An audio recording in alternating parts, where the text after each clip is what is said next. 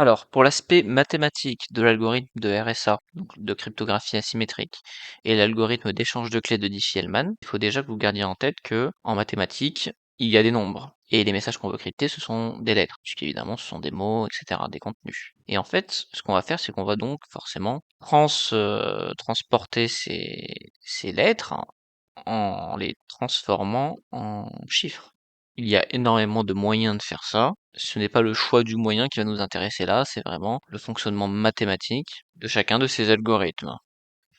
On va commencer d'abord par Diffie-Hellman parce que c'est le plus facile. Alors, je ne vais pas vous demander de comprendre tous les tenants et les aboutissants de la théorie qu'il y a derrière, puisque ça va utiliser la théorie des groupes, qui est une discipline en mathématiques algébriques, qui ne peut pas être expliquée bien évidemment en détail dans un seul cours, en plus de la cryptographie, qui utilise des propriétés algébriques de la théorie des groupes. Ce qu'on va faire, c'est que je vais vous expliquer quelques notions dont vous avez besoin pour travailler et comprendre ces algorithmes.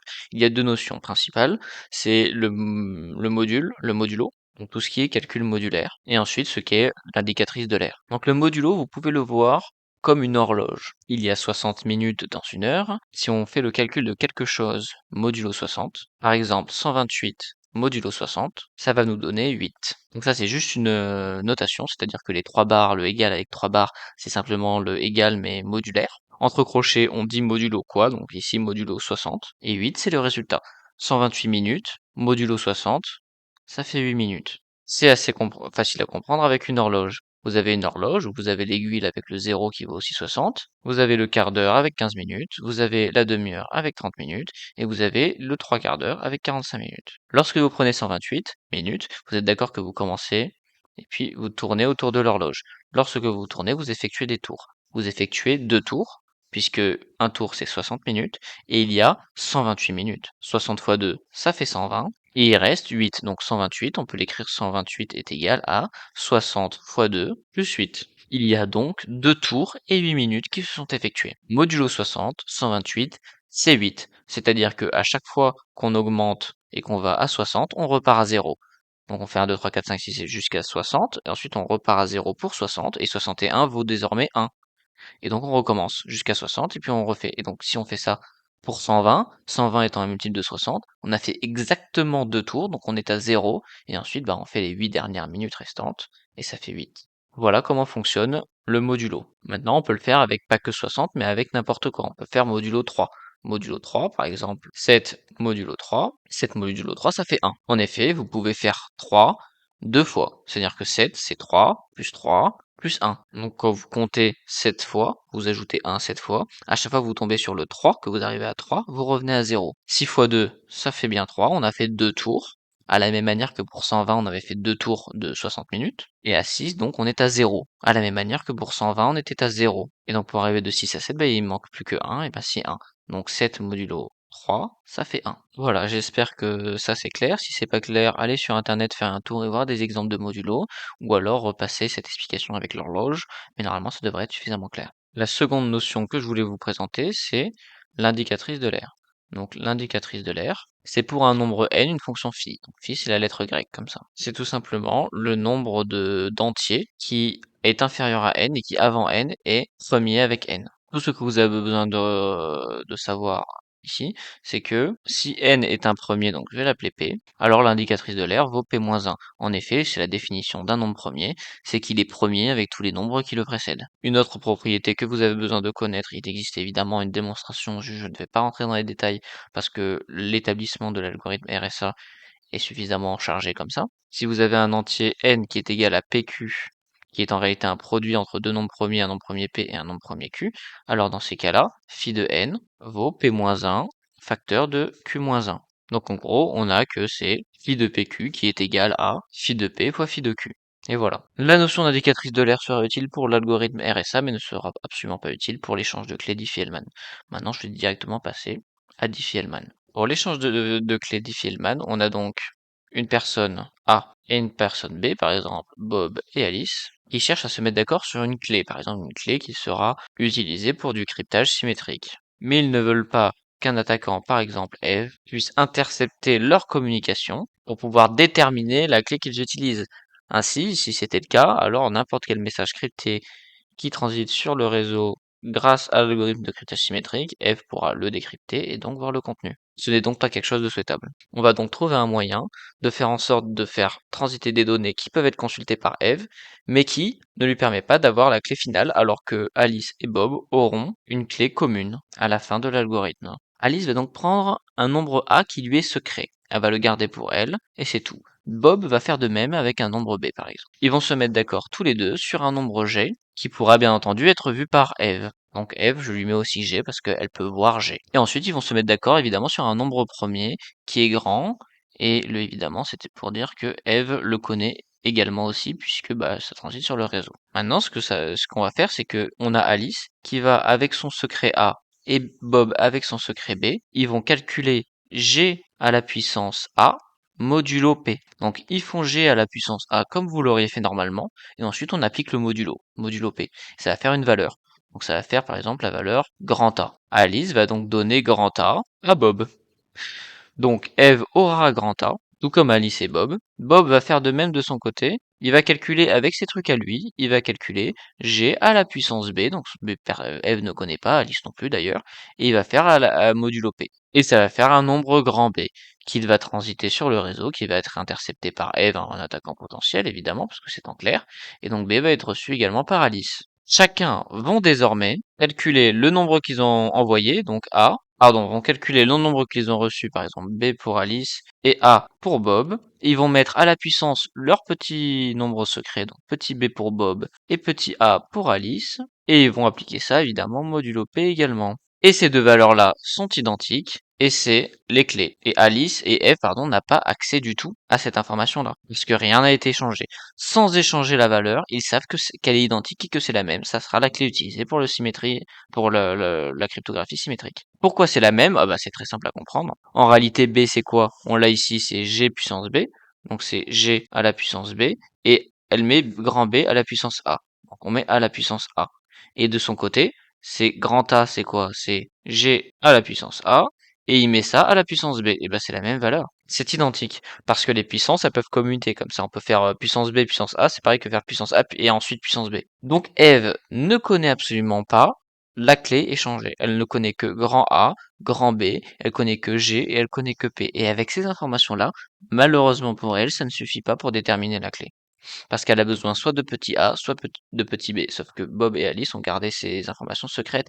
Même que Bob ne connaît pas le petit a de Alice et Alice ne connaît pas le petit b de Bob. Voilà comment fonctionne l'algorithme de Diffie-Hellman. Évidemment, Eve pourrait faire une attaque de l'homme du milieu et envoyer des fausses informations à Alice et Bob pour pouvoir avoir ses propres clés à elle et envoyer des fausses informations à Bob et Alice pour pouvoir faire deux algorithmes Diffie-Hellman en parallèle. Mais elle aura besoin d'être là au moment de l'échange de clés, ce qui est quelque chose qui peut sembler quand même assez compliqué à réaliser. En effet, Eve ne doit pas du coup se positionner en tant que simple écouteur, donc elle écoute les transmissions, elle doit se positionner en tant qu'homme du milieu, donc faire croire à Bob qu'elle est Alice et faire croire à Alice qu'elle est à Bob. Ça devient une attaque qui est beaucoup moins évidente à mettre en place que simplement écouter le réseau. On voit donc l'intérêt de l'algorithme de Diffie-Hellman. Et là, vous pouvez vous dire, oui, mais Eve pourrait faire des calculs, c'est-à-dire qu'elle pourrait prendre G et P et essayer de deviner des trucs. Par exemple, elle pourrait essayer de deviner petit a avec grand A. Elle pourrait prendre par exemple grand A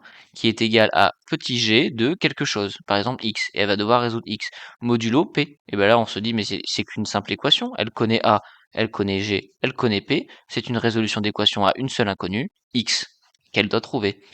Mais il se trouve que ces algorithmes-là fonctionnent parce qu'ils exploitent l'exponentiation modulaire. L'exponentiation, c'est quoi? C'est un mot qui vient de exposant. L'exposant, c'est juste comme ça qu'on appelle ce qu'on met à la puissance. B puissance A, alors c'est B exposant A. A est l'exposant de B. Donc en fait, ce qu'on appelle l'exponentiation modulaire, c'est le fait de mettre un nombre à la puissance modulo quelque chose. C'est exactement ce qu'on a fait ici.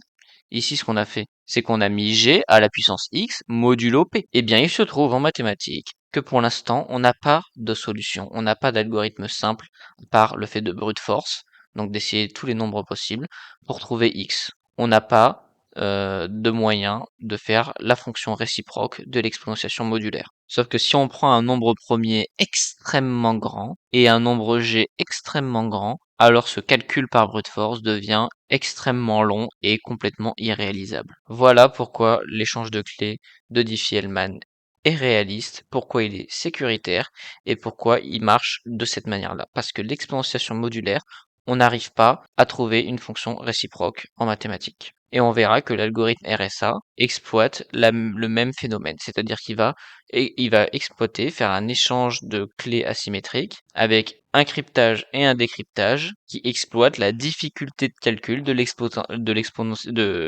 l'inversion en fait de l'exponentiation modulaire. Maintenant, passons à l'explication de l'algorithme RSA, donc d'établissement de clés asymétriques pour crypter des données. Donc, la méthode de cryptage et de décryptage. Tout d'abord, je vous avais présenté l'indicatrice de l'air.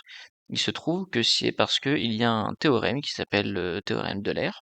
Le théorème de l'air nous dit que pour tout entier A premier avec n, donc pour tout entier A et n, tel que A premier avec n, nous avons que A qu'on élève à la puissance indicatrice de l'air pour n, donc rappelez-vous, ça c'est la fonction indicatrice de l'air, c'est-à-dire le nombre d'entiers inférieurs à n qui sont premiers avec n, alors on a que ça c'est congru à 1 modulo n. Comment il faut voir ça? Il faut voir que lorsque on fait A à la puissance l'indicatrice de l'air pour n, alors modulo n, il ne reste plus que 1 pour n'importe quel A et pour n'importe quel n tant que A et n sont premiers. Ce qu'on va faire, c'est qu'on va exploiter ce théorème pour pouvoir faire notre algorithme. Donc je vais mettre cette formule dans un coin et nous allons maintenant commencer l'explication de l'algorithme de cryptographie asymétrique RSA. On va reprendre nos différents noms pour ne pas changer les bonnes habitudes. On a Bob et on a Alice, et on va choisir le n qui est égal à p fois q, avec p et q des nombres premiers très grands. Et le n correspond au n que j'ai mis dans le théorème de l'air. La facilité de compréhension, évidemment. Le but étant que l'explication soit la plus claire possible. On va choisir également un nombre c qui sera premier avec phi de n. Alors, comment on fait pour choisir un nombre c qui est premier avec phi de n? C'est simple. En fait, ce qu'on va faire, c'est que je vous ai dit que phi de n, c'est très simple pour un produit de nombres premiers, puisque c'est tout simplement P-1, Q-1. Donc vu qu'on a choisi des nombres premiers P et Q très grands, et qu'ensuite on a pu calculer n avec, il n'est pas question de déterminer les nombres premiers qui composent n en ayant n. Non, c'est l'inverse. On a choisi P, on a choisi Q, on a multiplié, on obtient n, et phi de n, il s'obtient tout aussi facilement en multipliant P-1 fois Q-1. D'ailleurs, petite erreur de ma part, c'est pas Q fois 1, c'est Q-1. On va déterminer un autre nombre qui est D. D est plutôt simple à calculer. C'est en réalité un nombre. Il ne reste plus qu'un nombre à considérer, c'est D, qui est tout simplement l'inverse de C, modulo phi de n. Donc c'est simple, ça veut juste dire que D fois C, ça fait 1 modulo phi de n. On a besoin de connaître D, on le calcule assez simplement. On sait que C est premier avec phi de n, donc on sait que de toute façon, un tel nombre D existe. À cause de propriétés de la théorie des groupes que je ne vais pas présenter, contentez-vous de me croire sur parole sur ça aussi. Et il en existe un unique. Il nous reste un dernier nombre à considérer qui est D, tel que D soit l'inverse de C modulo phi de n. Donc c'est assez simple à concevoir, c'est juste que ça fait que D fois C, donc quand on multiplie C par D, eh bien on se retrouve avec un 1 modulo phi de n. Je vous demande d'admettre qu'un tel nombre D existe, parce que c'est l'explication résidant dans la théorie des groupes, et je dis que je n'allais pas rentrer dans les détails sur ça, ce serait beaucoup trop long, et qu'il en existe un unique, parce qu'en fait C est premier avec phi de n. Là aussi, on va pas rentrer dans les détails du pourquoi du comment. Je vais vous demander de me faire confiance. Si vous voulez vous renseigner, libre à vous de le faire. Donc maintenant, on a toutes les informations dont on a besoin. On a Bob et Alice qui connaissent donc N, C et D. On a donc maintenant toutes les informations dont on en a besoin. On a Bob et Alice qui connaissent chacun des nombres, donc ils connaissent tous les deux N. Et l'un connaît C et l'un connaît D. Donc par exemple, Bob connaît C et Alice connaît D. Ainsi, mettons que Bob veut communiquer avec Alice. Alors dans ces cas-là, Bob va aller prendre un message grand M, il va aller l'élever à la puissance C, et il va le faire modulo n. Ça nous donne un message M', qui sera le message scripté. Donc, il envoie M' à Alice, qui reçoit M', qu'elle va élever, elle, à la puissance D, parce qu'elle connaît D. Donc, on se retrouve avec M au modulo n, le message original. Parce que le message original que Bob a voulu envoyer, c'est M. Alors, pourquoi? Là, on pourrait se dire que c'est assez obscur, parce que je n'ai pas encore détaillé, mais effectivement, pourquoi le M' à la puissance D est congru à M? modulo n. Pourquoi? En fait, la raison est simple. M' puissance d, rappelons-le, M' c'était quoi? C'était M puissance c au modulo. Donc, quand on applique la puissance d, ça fait mcd. Donc ça, M' puissance d, c'est congru aussi à M puissance c fois d. Or, on a dit que c fois d était congru à 1 modulo phi de n. Ça veut dire quoi? Ça veut dire qu'on fait des tours de phi de n, comme avec l'horloge que j'avais expliqué. On fait autant de tours qu'on peut, et ensuite, quand on a effectué le dernier tour qu'on peut, il n'y a que 1 de plus. Donc ça signifie que d fois c, c'était égal à k, donc k c'est un nombre de tours, on ne sait pas combien, k fois phi de n, donc c'est le nombre de tours ou phi de n qu'on a réussi à effectuer, comme pour l'horloge c'était 60 minutes, on faisait k fois 60 minutes, là pour le 128 on avait fait 2 fois 60 minutes, ça fait bien 120, et ensuite il nous restait 8 minutes. Là c'est k fois phi de n en tour, plus 1, il nous reste que 1, parce qu'effectivement c'est modulo 1, c'est modulo phi de n, c'est 1 qui reste. C'est congru à 1 modulo phi de n. Donc on a ça, on connaît pas la valeur de k, mais on sait qu'il existe une quantité k de tours qu'effectue d fois c autour d'une quantité phi de n, et après ça fait plus 1. Donc ça, c'est égal à m puissance k phi de n plus 1. Et là, vous pouvez vous dire qu'on ne voit pas vraiment où on veut en venir. Je me permets donc de descendre un petit peu sur l'explication.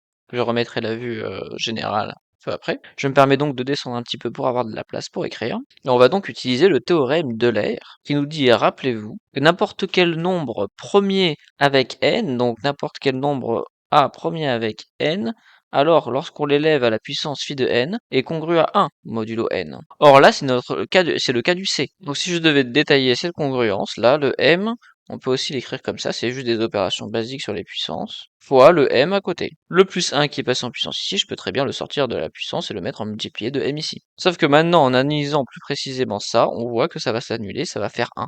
Donc 1 fois m, et du coup, modulo n, on aura bien le message décrypté. Donc il faut que ça vaille pour du beurre, que ça se simplifie. Comment faire pour ça? On va utiliser le théorème d'Euler. En réalité, le théorème d'Euler nous disait que si A était premier avec n, alors A la puissance phi de n était congru à 1 modulo n. Sauf que, en réalité, il existe une version un peu plus étendue qui nous dit que n'importe quel nombre A, pas obligatoirement premier avec n, alors cette propriété est appliquée. Sauf que là, vu qu'on travaille dans une congruence modulo n, alors le phi de n qui est ici, m à la puissance phi de n, est congru à 1. Donc on peut le remplacer par 1 dans la congruence, et donc on obtient 1 puissance k, parce que le k est toujours là, fois m puissance modulo n, et là on voit bien que ça, c'est congru du coup en simplifiant à m modulo n. Et donc on a notre message. Donc en faisant les opérations mathématiques qui est m' que a donné Bob, et qu'on élève à la puissance d avec Alice, et qu'elle applique simplement le modulo n, elle retombera directement sur le message, en clair. Donc en résumé, on a Bob qui a une clé NC, on a Alice qui a une clé ND, et on voit bien que la clé NC permet de crypter le message et la clé ND permet de le décrypter. Donc on a deux clés différentes, une qui sert à crypter, une qui sert à décrypter. Évidemment, elles sont interchangeables, on peut utiliser la clé d'Alice pour pouvoir crypter, celle de Bob pour pouvoir décrypter. Mais elles sont interchangeables à partir du moment où on l'a décidé au début. N'oubliez pas que si on crypte une clé on crypte un message avec NC, on ne pourra pas le décrypter avec NC. On sera obligé d'utiliser l'autre pour le décrypter. C'est pour ça que c'est asymétrique. Certes, on peut le faire dans les deux sens, mais on ne peut pas décrypter avec la même clé avec laquelle on a crypté. On crypte avec une des deux, mais il va falloir obligatoirement prendre l'autre pour pouvoir décrypter. Ça permet de déterminer d'une manière arbitraire quelle est la clé privée qu'on garde pour nous et quelle est la clé publique qu'on donne aux autres pour pouvoir crypter des messages et nous les envoyer. Après nous, on sera les seuls avec la clé privée à pouvoir les décrypter. Voilà comment fonctionne l'algorithme RSA. En résumé, il s'applique sur un théorème, le théorème d'Euler, qui nous permet de simplifier un exposant modulaire, et l'attaquant qui n'a pas les données nécessaires ne pourra pas forcer la désexponentiation. Parce qu'un logarithme modulaire comme ça simple, on ne sait toujours pas faire. Il existe évidemment plusieurs méthodes, plusieurs algorithmes différents de cryptographie, mais la majorité des algorithmes comme ça utilisent le fait que, en mathématiques, il est très dur de calculer, de résoudre, d'inverser en fait une exponentiation modulaire.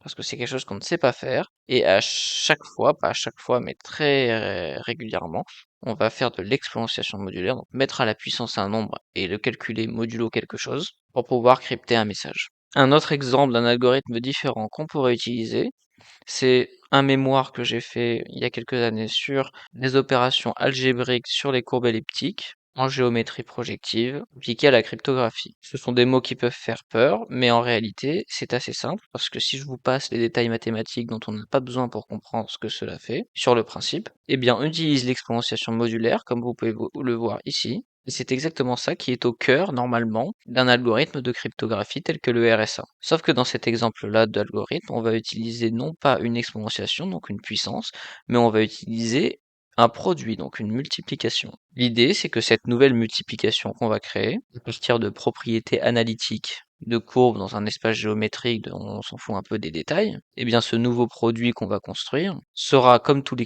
l'exponentiation modulaire, très dur à inverser. Donc ici, effectivement, bah oui, à inverser, à diviser si on veut. Donc ça sera non pas une exponentiation modulaire, mais ça sera une multiplication modulaire. Donc si on descend un petit peu sur le mémoire, on voit que géométriquement, on va aller tracer des points ici, et des droites, et on va se servir de deux points, et on va faire plusieurs étapes en recoupant des points d'intersection entre la courbe et des droites qu'on crée entre les deux points, pour pouvoir obtenir un troisième point, donc un nouveau point qu'on va appeler le résultat du produit, donc P fois Q. Et les propriétés de cette nouvelle opération, de cette nouvelle multiplication, pourquoi on l'appelle multiplication? Parce qu'elle aura des propriétés multiplicatives dans un groupe, dans la théorie des groupes, plus particulièrement dans ces groupes-là où on travaille avec les modulos. Donc c'est des groupes finis qui ont certaines propriétés. Je ne vais pas rentrer dans les détails, des anneaux, des Z sur NZ, etc. Vous n'avez pas besoin de connaître les détails. L'essentiel à retenir, c'est que on a des points sur cette courbe, on fait des tracés des points d'intersection entre la courbe et des droites qu'on crée entre les points, et puis à un moment donné, on détermine qu'on a trouvé un troisième point et que ce troisième point-là, à la suite de tous nos tracés,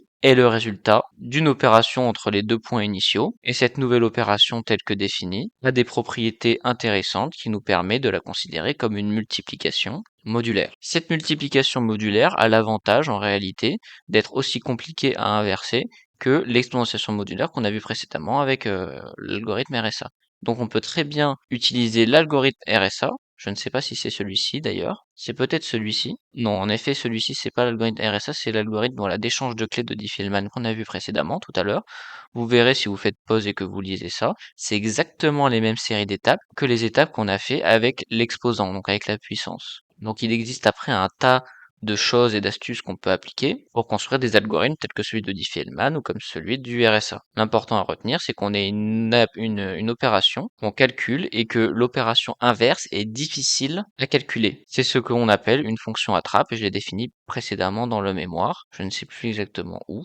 Mais en fait, c'est le principe, c'est que c'est une fonction où on peut aller de l'avant et on n'arrive pas trop à revenir en arrière. Et en fait, là, on va utiliser ce principe-là, justement pour pouvoir créer des algorithmes d'encryption. Et là, on peut voir que je fais exactement le parallèle avec la multiplication et l'exponentiation. Donc là, c'est exactement ce qu'on a vu tout à l'heure et ce qu'on a présenté. Simplement, ici, je le présente avec des termes mathématiques. Mais dans la vidéo, j'ai essayé de vulgariser au maximum en utilisant des termes simples, avec le moins de rigueur possible pour que la compréhension soit accessible à tous. Ici, je vous montre des valeurs exemples, donc de la taille que peuvent prendre des nombres premiers qu'on choisit, en conditions réelles.